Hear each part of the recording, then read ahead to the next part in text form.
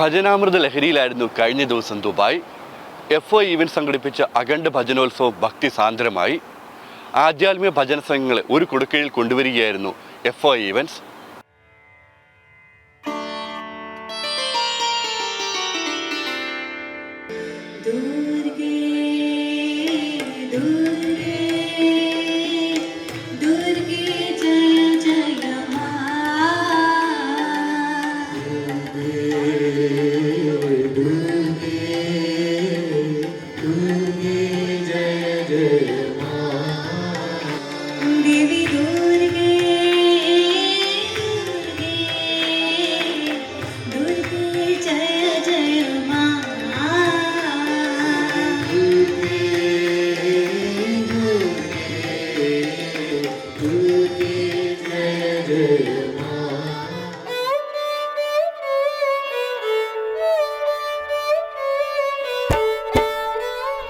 രാവിലെ 7 മണി മുതൽ വൈകിട്ട് 7 മണി വരെ കാതിലും മനസ്സിലും ഭജൻസ് മാത്രം.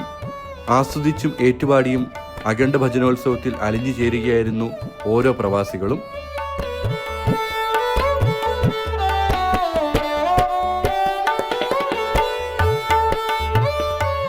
ദുബായ് ആസ്ഥാനമായ FO ഈവൻസ് ആണ് പ്രവാസികളെ ഭക്തിയുടെ ആനന്ദത്തിൽ ആറാടിച്ച അഖണ്ഡ ഭജനോത്സവത്തിന് പിന്നിൽ.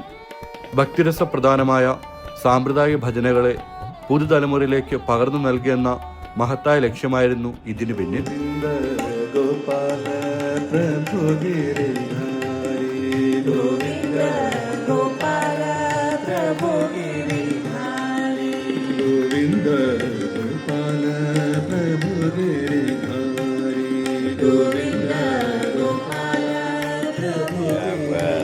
Every year we keep doing this Bhajanotsav. We are bringing pan-India, the devotional people from various sects, various cultures at a one platform. That's our, as a Friends of India always together, we wanted to give a platform for multiple, pan-India from Kashmir to Kanyakumari. We wanted to bring in one platform. That is our objective, and this Bhajanotsav was a wonderful one with 17 teams participating, and we are within this 70 team, many pleased to see youngsters, kids coming and performing along with the adults. That our all this purpose, we wanted the next generation to know our culture being in the foreign land, and this is wonderful to see, heartening to see that the kids of next generation, they all having our tradition continued, and that's the success of it. വിവിധ ശൈലികളിലുള്ള ഭജൻ സമ്പ്രദായങ്ങളെ ഒരുമിച്ച് ഒരു വേദിയിൽ കൊണ്ടുവരികയായിരുന്നു ഭജനോത്സവം. പങ്കെടുത്ത ഓരോരുത്തരുടെയും മനസ്സും കാതും നിറച്ച നിമിഷങ്ങളായിരുന്നു ഭജനോത്സവം സമ്മാനിച്ചത്. നാരായണ സേവാ സമിതി, നന്ദഗോവിന്ദ ഭജൻസ്, ഇസ്കോൺ, ചിന്മയ സ്വരാഞ്ജലി, നവരു, art of living, Hindi Adhyatmika Samiti തുടങ്ങി 16ഓളം ഭജൻ സംഘങ്ങൾ പരിപാടിയുടെ ഭാഗമായി.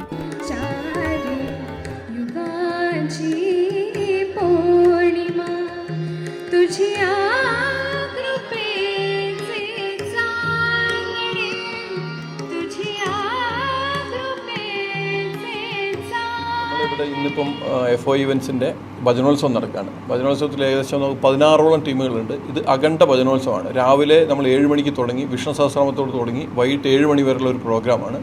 അതിൽ 16ഓളം ടീമുകൾ. ആ 18 ടീമുകൾ വെച്ചാൽ വിവിധ ഭാഷയിലുള്ളതാണ്. അത് തമിഴിലുണ്ട്, തെലുങ്ക്, കന്നഡ, അതേപോലെ ഹിന്ദി, മലയാളം, അങ്ങനെ വിവിധ ഭാഷയിലുള്ള, അതുപോലെ വിവിധ ഓർഗനൈസേഷൻസ്, അതായത് ആർട്ട് ഓഫ് ലിവിങ്, ഇസ്കോൺ, അങ്ങനെ വിവിധ, അങ്ങനെ എല്ലാവരും കൂടി ഒരു കുടക്കീഴിൽ വന്നിട്ട് ഒരു ദിവസം മുഴുവനായിട്ട് ഭഗവാനെ കീർത്തിക്കുക, ഈശ്വരനെ കീർത്തിക്കുക, ഡിവൈനെ കീർത്തിക്കുക, ആ ഒരു ഇതാണ് നടന്നുകൊണ്ടിരിക്കുന്നത്.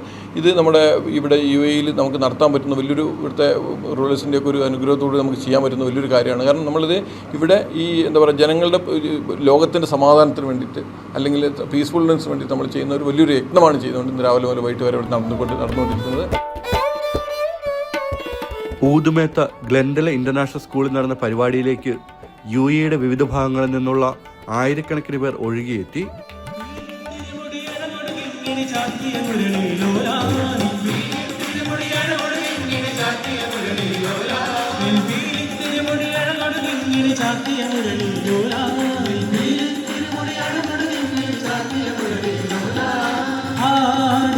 ചാ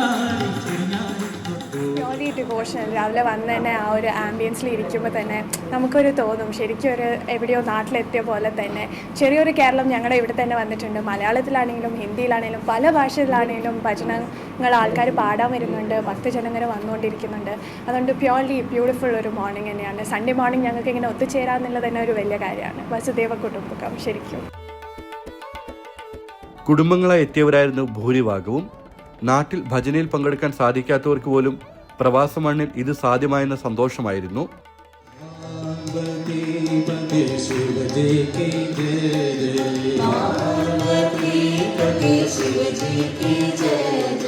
രണ്ടാമത്തെ എഡിഷനാണ് ഭജനോത്സവത്തിൻ്റെ.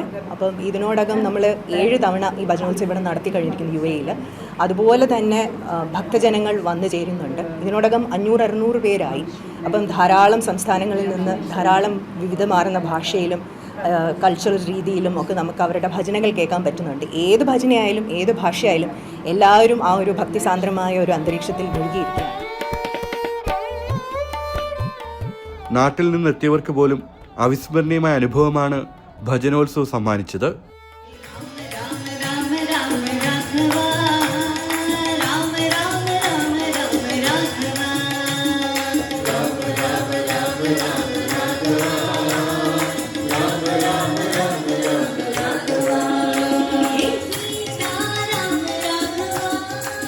So it was a wonderful experience seeing so many devotional performances from different states of India in one place. It requires a lot of dedication, commitment, energy, resources to organize all this. And our Acharya Prabhupada says that all our resources, time, energy, intelligence is ultimately meant for glorification of the Lord. So I think Friends of India has done that, bringing people of all different cultures in India to come and engage themselves in glorifying the Lord, which is what is the purpose of our lives. And simply by doing this, we all can experience unlimited happiness. രാവിലെ 7 മണിക്ക് ആരംഭിച്ച ഭജനോത്സവം വൈകിട്ട് 7 മണിക്ക് ശേഷമാണ് സമാപിച്ചത്.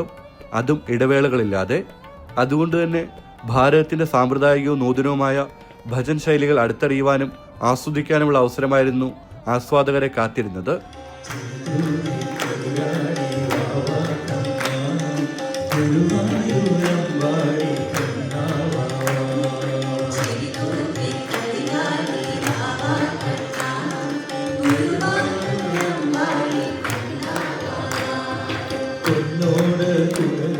Very thankful to Friends of India. They are organizing such a cultural program to promote brotherhood and they promote our culture all over the world. 2013 FOI Events ഭജനോത്സവത്തിന് തുടക്കമിട്ടത്. Covid കാലത്തൊഴികെയുള്ള എല്ലാ വർഷങ്ങളിലും മുടങ്ങാതെ ഭജനോത്സവം സംഘടിപ്പിക്കാറുണ്ട്.